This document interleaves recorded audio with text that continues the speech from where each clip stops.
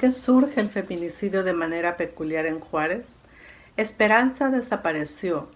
La terrible noticia estremeció a toda la familia. Era domingo 26 de enero del 2014. 36 días después, el 2 de marzo, el cuerpo de mi sobrina fue encontrado sin vida y en estado de descomposición. Su cuerpo presentaba huellas de tortura, asfixia y violación. Tenía 19 años y cursaba el segundo año de universidad. Ser mujer en Ciudad Juárez ha sido un peligro constante desde el último medio siglo. Miles de mujeres juarenses han perdido la vida de manera sádica y violenta, otras desaparecidas.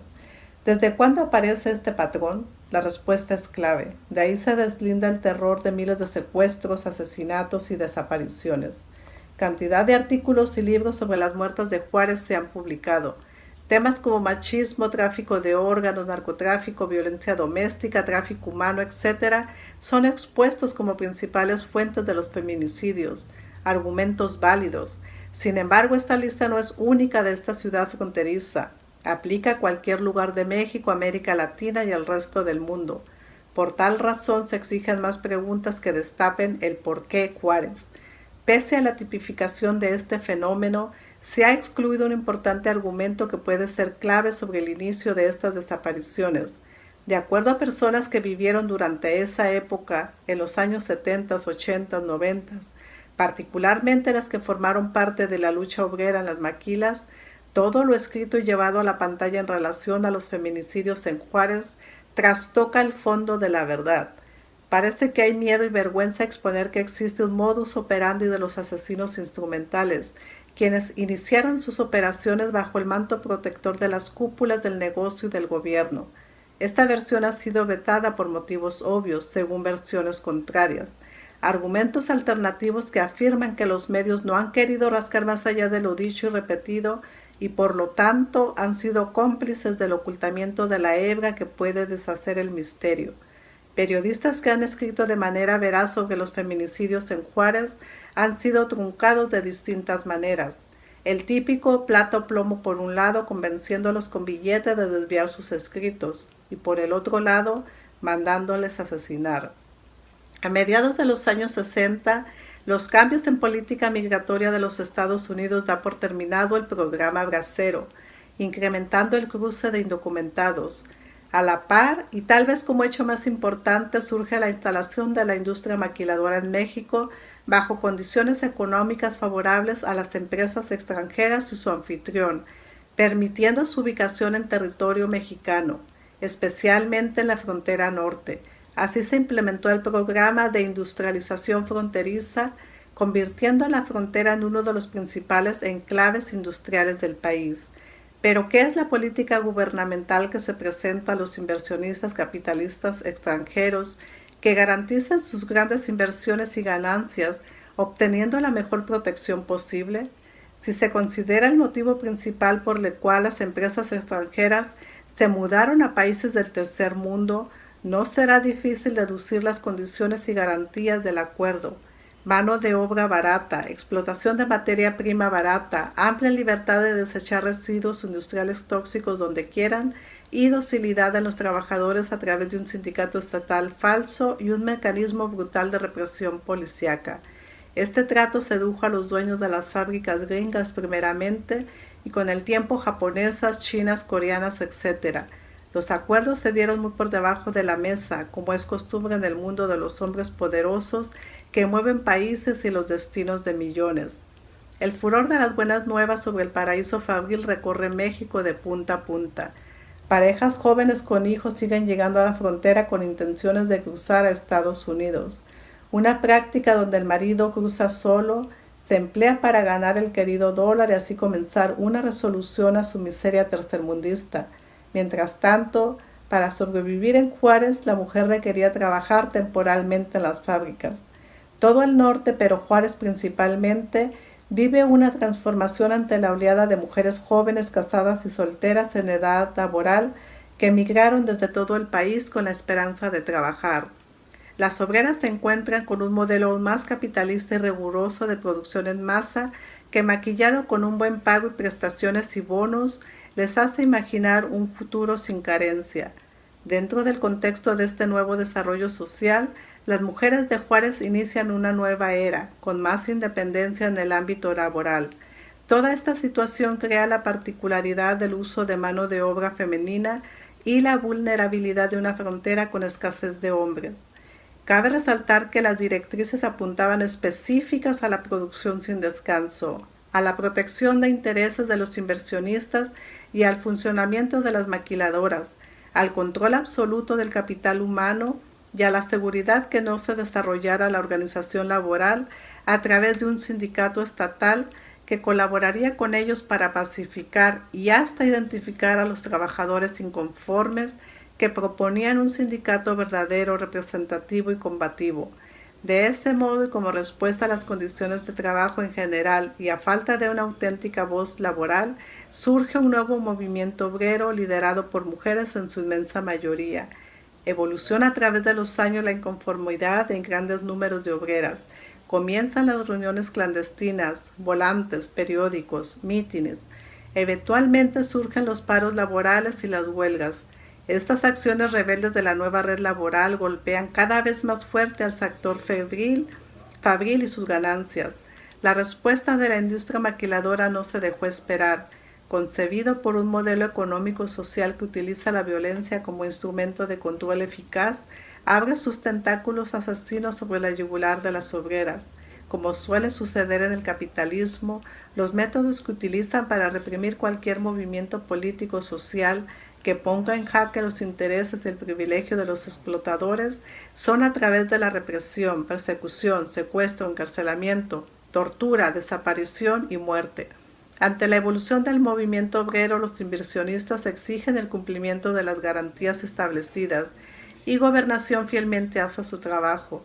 Para ello utiliza su ya establecido aparato represivo, con una adición extraordinaria para protegerse y deslindarse de cualquier responsabilidad, la cual consistió en poner las vidas de las trabajadoras activistas arrestadas en manos de criminales civiles para que esos elementos las custodiaran antes y después de las interrogaciones y no ser inculpados de tan horrendos actos, dejando a estas pobres mujeres en manos de hombres de la peor calaña.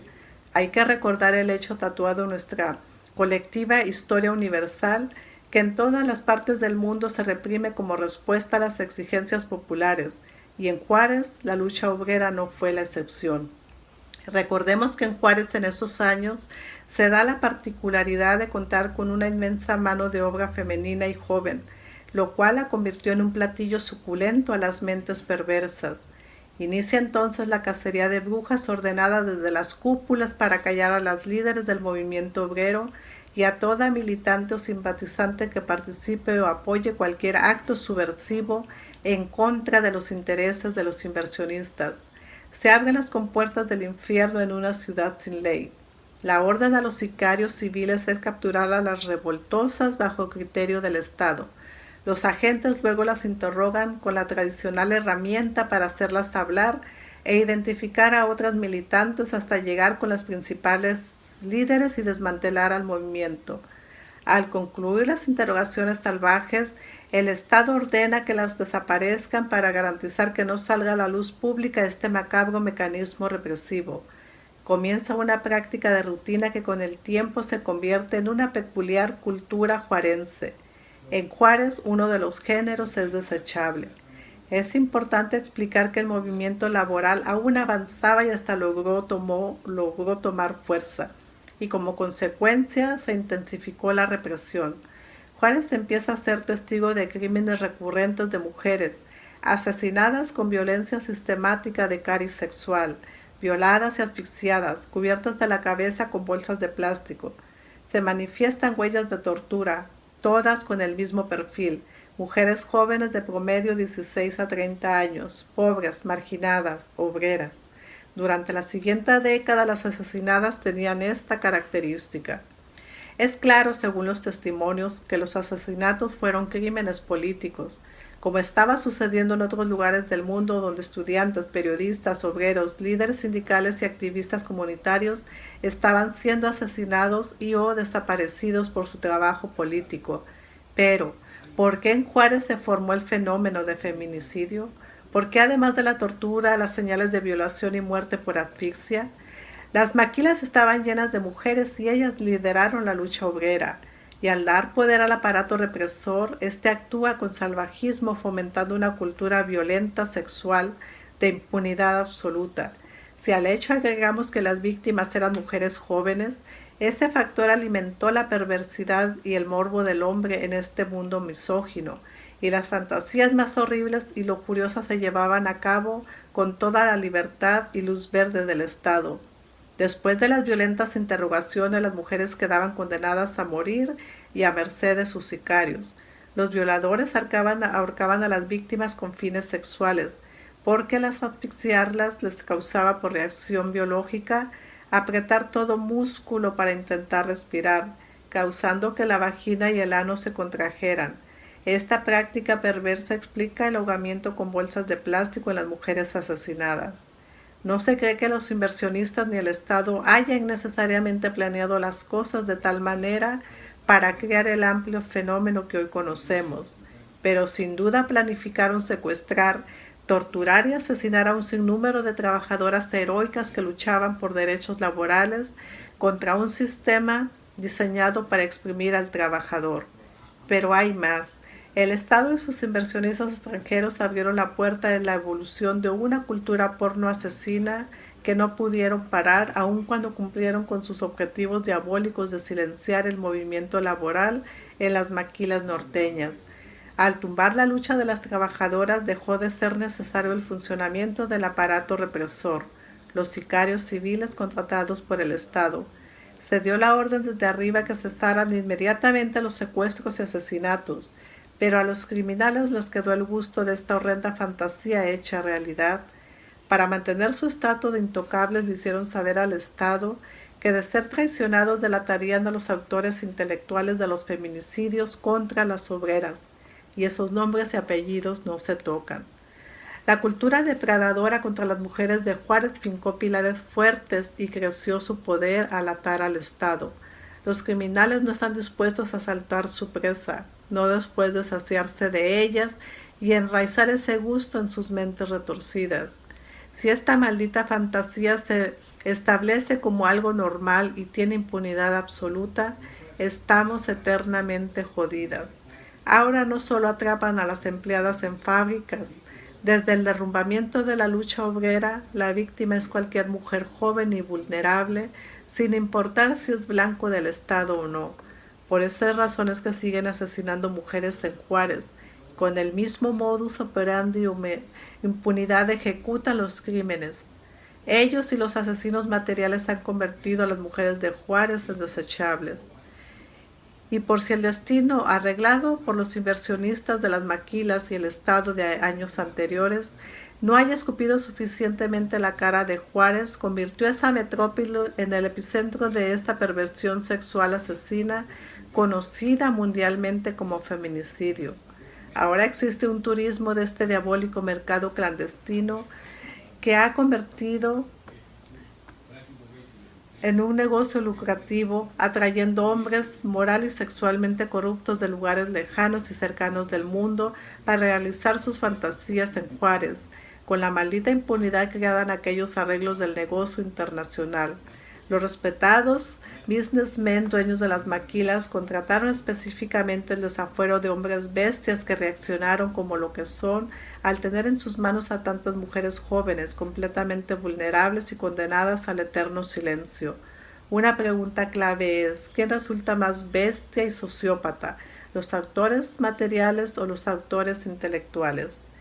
El futuro pinta dulce y amargo. Por un lado, el gigante pueblo trabajador, gran mayoría de la población mundial y generación de la producción, tiene la capacidad de voltear el barco y comenzar un camino diferente. Por el otro lado, dicho gigante está bastante desorientado, desunido, desmoralizado, y si no logramos despertar y activar al gigante y marchar tras un verdadero compás, cuidando y vigilando políticamente por sus propios intereses de clase, la civilización está en jaque.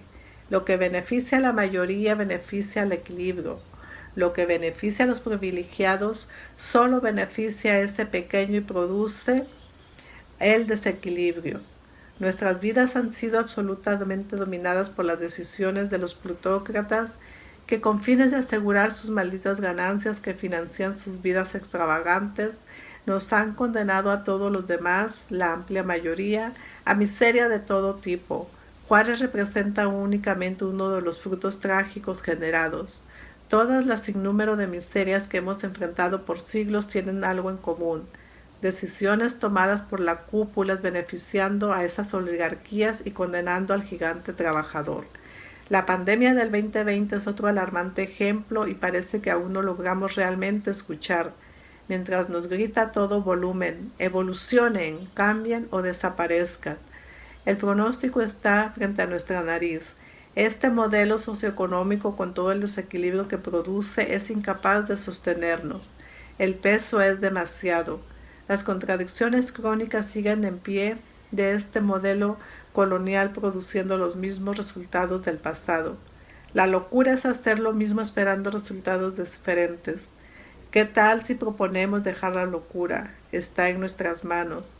Las respuestas del cambio y el camino al equilibrio han formado gran parte de nuestro intelecto colectivo por muchos años, pero tememos al cambio y volvemos a lo mismo. Asumamos responsabilidad por eso. Ahora más que nunca exigimos a nivel local, nacional, global, mínimamente una convivencia más sana tras la cooperación, la verdad, la equidad y la eliminación del privilegio.